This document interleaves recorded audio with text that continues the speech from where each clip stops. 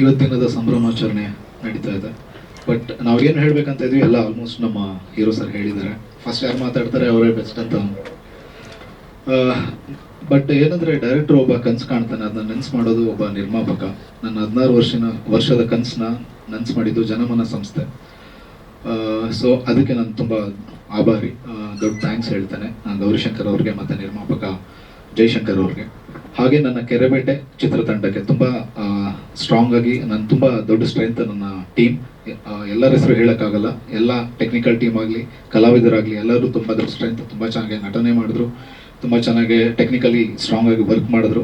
So ತುಂಬ ಖುಷಿ ಇದೆ. ಆಮೇಲೆ ಮಾಧ್ಯಮ ಮಿತ್ರರು ಈ ಸಿನಿಮಾನ ತುಂಬ ಚೆನ್ನಾಗಿ ರೀಚ್ ಮಾಡಿದ್ರಿ. ಫೇಸ್ಬುಕ್ಕಲ್ಲಾಗಲಿ ಆಮೇಲೆ ಏನು ಮೀಡಿಯಾಗಳಲ್ಲಾಗಲಿ ಮತ್ತು ಏನು ಹೇಳ್ತಾರೆ, ಸಾರಿ ಮರ್ತೆ, ಸೋಷಿಯಲ್ ಮೀಡಿಯಾ, ಎಸ್ ಸೋಷಿಯಲ್ ಮೀಡಿಯಾದಲ್ಲಿ.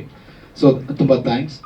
ಆಮೇಲೆ ಡೈರೆಕ್ಟರ್ಗಳು ತುಂಬ ದೊಡ್ಡ ದೊಡ್ಡ ಡೈರೆಕ್ಟರ್ಗಳು ನಮ್ಮ ಸಿನಿಮಾ ಬಗ್ಗೆ ತುಂಬ ಚೆನ್ನಾಗಿ ಏನು ಪ್ರತಿಕ್ರಿಯೆ ಕೊಟ್ಟರು, ಅದರಿಂದ ತುಂಬ ಹೆಲ್ಪ್ ಆಯಿತು. ಆಮೇಲೆ ಧ್ರುವ ಸರ್ ಆಗಲಿ, ಡಾಲಿ ಸರ್ ಆಗಲಿ, ಚೇತನ್ ಸರ್, ತುಂಬ ಅನೇಕ ನಟರು ಮತ್ತು ನಟಿಯರು ತುಂಬ ಈ ಸಿನಿಮಾ ಬಗ್ಗೆ ತುಂಬ ಪಾಸಿಟಿವ್ ಆಗಿ ಮಾತಾಡಿದ್ರು. ಅದು ಕೂಡ ಒಂದು ಕಾರಣ ಈ 50 ದಿನ ಆಗಲಿಕ್ಕೆ.